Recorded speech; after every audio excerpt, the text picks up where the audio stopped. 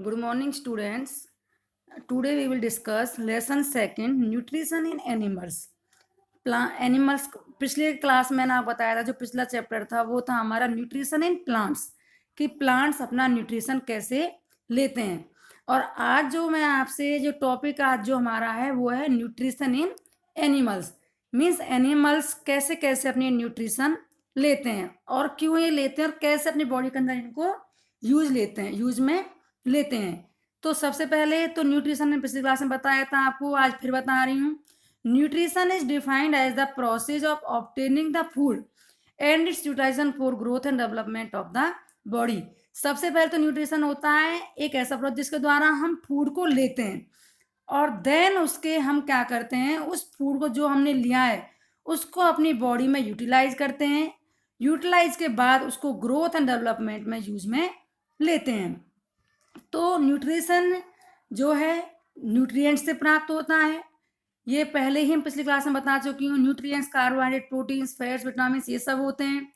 अब types of nutrition.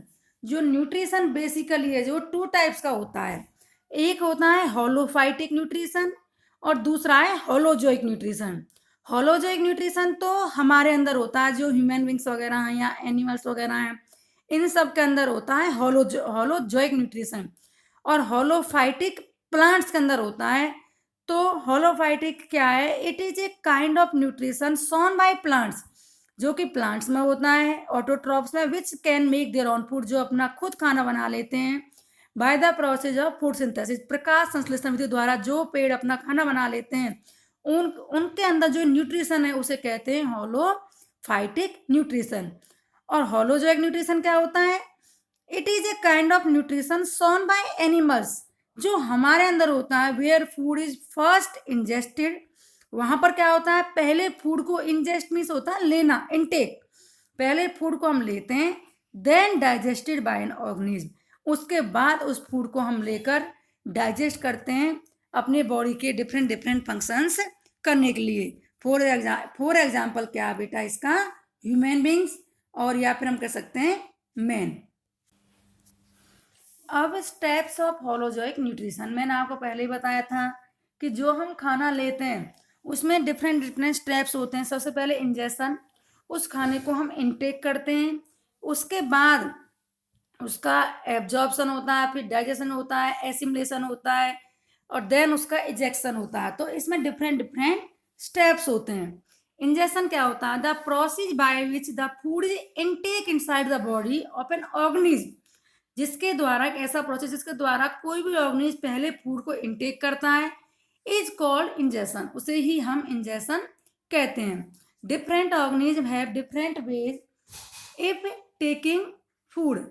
Different organism के पास different different तरीके होते हैं फूड इनटेक करने के। ये जैसे अमीबा है या पैरामीशियम है।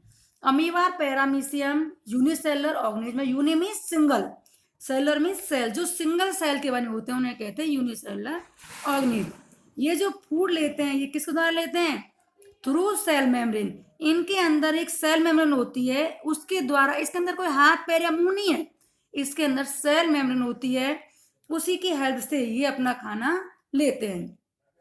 या इसके अंदर, अमीबा के अंदर क्या होता है बेटा? फॉस्फेट होते हैं। मीन्स इसकी बॉडी की, आगे मैं आपको बताऊंगी डिटेल से, इसकी बॉडी में एक आउटर ग्रोथ हो जाती है जिसकी हेल्प से फूड को अपने अंदर कैप्चर कर लेते हैं और उन्हीं फॉस्फेट को हम कहते हैं सूडोपोडिया।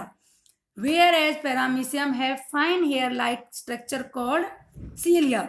और ये जो सीलिया, पतले पतले जो हेयर लाइक स्ट्रक्चर है, इनकी हेल्प से ये मूवमेंट करता है। ऐसे ही हाइड्रा है, हाइड्रा के अंदर टेंटाकल्स होते हैं, उनकी हेल्प से ये कैप्चर करता है फूड को।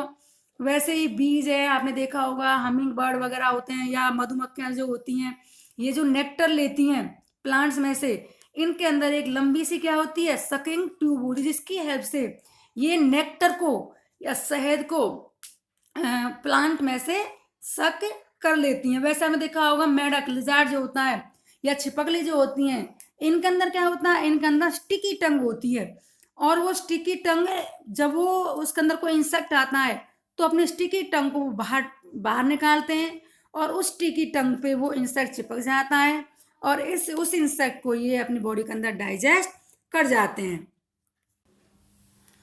अब डाइजेशन मीन्स होता है पाचन। हमारा पहला स्टेप इंजेशन था, अब है डाइजेशन। जो हमने फूड लिया उसको कैसे कैसे अपनी हमारी बॉडी डाइजेस्ट करेगी। तो डाइजेशन क्या होता है? The process of breaking down of complex water insoluble food substance. जो हम खाना ले रहे हैं वो कॉम्प्लिकेटेड फूड है, अगर हम उसे डाइजेस्ट ना करेंगे तो हमारी बॉडी उसे यूज में नहीं ले पाएगी। तो जो कॉम्प्लिकेटेड और वाटर इनसॉल्युबल फूड है उसे पहले हम सिंपलर वाटर सॉल्युबल फॉर्म में कन्वर्ट कर देते हैं डाइजेस्टिव जूस की हेल्प से। और डाइजेस्टिव जूस बेटा हमारे स्टमक के अंदर रिलीज होते हैं, हमारे सलाइवरी ग्लैंड के अंदर भी होते हैं। तो ये तरह जगह जगह से हमारा लिवर भी सीक्रेट करता है डाइजेस्टिव जूस। उनकी हेल्प से वो जो फूड है कॉम्प्लिकेटेड इनसॉल्युबल फूड है वो टूट जाता है सिंपलर सॉल्युबल फॉर्म में। Carbohydrates are broken down by simple into simple sugar. जो कार्बोहाइड्रेट कॉम्प्लिकेटेड है वो किस में टूटता है? शुगर के फॉर्म में। Fats are broken down by fatty acids to fatty acids and glycerol. जो फैट कॉम्प्लिकेटेड फॉर्म है ये लिवर एक बाइल जूस सीक्रेट करता है, उसकी हेल्प से ये फैटी एसिड्स और ग्लाइसोल सिंपलर फॉर्म है जो उनमें ब्रेक डाउन हो जाता है। और प्रोटीन जो होता है वो हमारे पेप्सिन स्टमक में से रिलीज होता है, उसकी हेल्प से जो प्रोटीन होता है वो अमीनो एसिड में सिंपलर फॉर्म जो उसकी अमीनो एसिड है जिसे हमारी बॉडी इजीली डाइजेस्ट कर लेती है उसमें ब्रेक डाउन हो जाता है। दूसरा स्टूडेंट्स मैं आपको बता देती हूँ कि जो सिंपलर फॉर्म हमारी शुगर है जिसे हमारी बॉडी इजीली डाइजेस्ट कर लेती है। तो कई बार हम देखा होगा जैसे हम दौड़ लगाते हैं या जो एथलीट्स होते हैं उनको क्या जब वो दौड़ते हैं तो उनके अंदर एनर्जी कमी हो जाती है। तो उनके अंदर क्या होता है, हम क्या करते हैं जैसे वो आते हैं दौड़ लगाते हैं तो हम उनको ग्लूकोज का सॉल्यूशन दे देते हैं। ग्लूकोज जो बाजार से रेडीमेड ग्लूकोज आता है उसको हम पानी में घोल के उन्हें पिला देते हैं। तो उस ग्लूकोज से उन्हें क्या एनर्जी मिल जाती है, साथ के साथ उनके अंदर एनर्जी आ जाती है। क्यों आ जाती है? क्योंकि ग्लूकोज क्या एक सिंपलर फॉर्म है फूड की और वो उसे डाइजेस्ट करने की जरूरत नहीं होती, वो डायरेक्टली हमारी ब्लड में जाता है और ब्लड में जाकर हमें क्या दे देता है? एनर्जी सप्लाई कर देता है। नेक्स्ट डाइजेशन जो होता है वो 2 टाइप्स का होता है। एक होता है एक्स्ट्रा सेल्यूलर डाइजेशन, एक होता है intracellular digestion. Extracellular digestion क्या होता है? It is a kind of digestion where the food is digested outside the cell.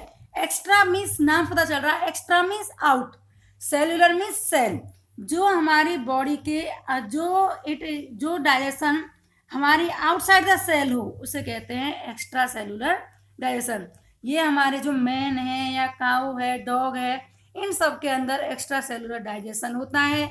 और intracellular, intra means inside, digestion cellular means cell. जो digestion inside the cell होता है उसे कहते हैं इंट्रा सेल्यूलर डाइजेशन।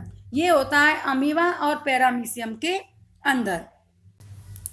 अब स्टूडेंट्स मैंने बता दिया इंजेक्शन पहला स्टेप इनटेक करना फूड को, फिर उसका डाइजेशन करना और कॉम्प्लिकेटेड फॉर्म को सिंपलर फॉर्म में तोड़ना।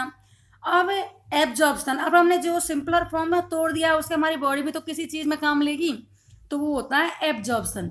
The process in which the simpler water soluble digested food substance are absorb into the body fluid is called absorption. जो वो सिंपलर फॉर्म में खाना टूट गया हमारा, डाइजेस्ट हो गया जो, उसको हमारी बॉडी एब्जॉर्ब कर लेती है, उसे कहते हैं हम एब्जॉर्प्शन। और बेटा एक बात और है, जो एब्जॉर्प्शन है वैसे तो हमारा जगह जगह होता है जरूरी मटेरियल का एब्जॉर्प्शन और वेस्ट मटेरियल बाहर निकल जाते हैं, लेकिन जो कंप्लीट एब्जॉर्प्शन होता है वो होता है स्मॉल इंटेस्टाइन के अंदर।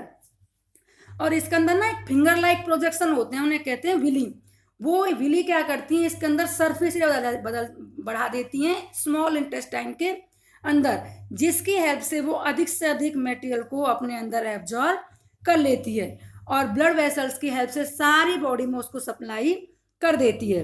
अब एसिमुलेशन है, एसिमुलेशन में क्या होगा, अब जो वो एब्जॉर्ब तो हो गया, अब उसको यूटिलाइज करना, प्रयोग में लेना, उपयोग करना है अपनी बॉडी की ग्रोथ एंड डेवलपमेंट के लिए, उसे कहते हैं एसिमुलेशन।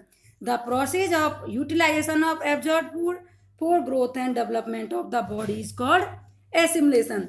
जो हमने फूड एब्जॉर्ब किया है उसको अपनी बॉडी की ग्रोथ एंड डेवलपमेंट में यूज करना, इसे कहते हैं एसिमिलेशन। नेक्स्ट स्टेप मैंने आपको 4 स्टेप बता दिए हैं। नेक्स्ट स्टेप हमारा है इजेक्शन या एक्सक्रेशन। नेक्स्ट इजेक्शन या एक्सक्रेशन। इजेक्शन मीन्स होता है removal of waste material outside the body in the form of faeces. Means जो अब हमने जो जरूर मटेरियल था वो हमारे इंटेस्टाइन ने एब्जॉर्ब कर लिया, और जो उसमें से टॉक्सिक मटेरियल या अनडाइजेस्टेड मटेरियल या जो वेस्ट मटेरियल है वो हमारी बॉडी से फेसिस के रूप में रेक्टम में जाता है पहले, फिर रेक्टम में से एनस होती है स्मॉल ओपनिंग, उसके द्वारा हमारी बॉडी से वेस्ट मटेरियल बाहर निकल जाता है। इस प्रोसेस कहते हैं इजेक्शन या डेफिकेशन या फिर एक्सक्रीशन। ये तीनों ही एक ही चीज़ है जिसके द्वारा हमारी बॉडी से वेस्ट मटेरियल बाहर निकलता है। अब स्टूडेंट्स मैं आपसे डिस्कस करूंगी ह्यूमन डाइजेस्टिव सिस्टम के बारे में। इसकी मैं वीडियो आपको भेज चुकी हूँ, उससे रिलेटेड क्वेश्चन भी मैंने आपसे बहुत सारे पूछे थे, फिर उनका सॉल्यूशन भी दिया था। तो जो ह्यूमन डाइजेस्टिव सिस्टम है उसके मेन पार्ट्स आप जानते ही हो। सबसे पहला होता है सलाइवरी ग्लैंड, सबसे पहला होता है हमारी ब्यूकल कैविटी जिसके द्वारा हम फूड को इनटेक करते हैं, माउथ जो होता है ऑरल कैविटी जिसे कहते हैं। उसके बाद सलाइवरी ग्लैंड होती है माउथ के अंदर जो उन्हें सलाइवा सीक्रेट करती है, लार। उस लार की हेल्प से क्या होता है वो फूड स्मूथ हो जाता है, स्लिपरी हो जाता है, और वो हमारे जो ये एसोफिगस जो होता है ये फूड पाइप इसमें वो स्लिप कर जाता है। ये स्टूडेंट्स सब आप पढ़ ही चुके हो, पेरिस्टेटिक मूवमेंट होती है। फिर ये हमारा कहाँ जाता है, स्टमक में जाता है, स्टमक से हमारा स्मॉल इंटेस्टाइन में, फिर लार्ज इंटेस्टाइन में, फिर रेक्टम में, उसके बाद ये कहाँ जाता है, एनस में। तो स्टूडेंट्स इसकी डिटेल से डिस्कस करूंगी मैं आपसे कल। वैसे आप पढ़ ही चुके हो, बाकी मैं एक बार फिर आपसे डिस्कस जरूर करूंगी। Thank you students.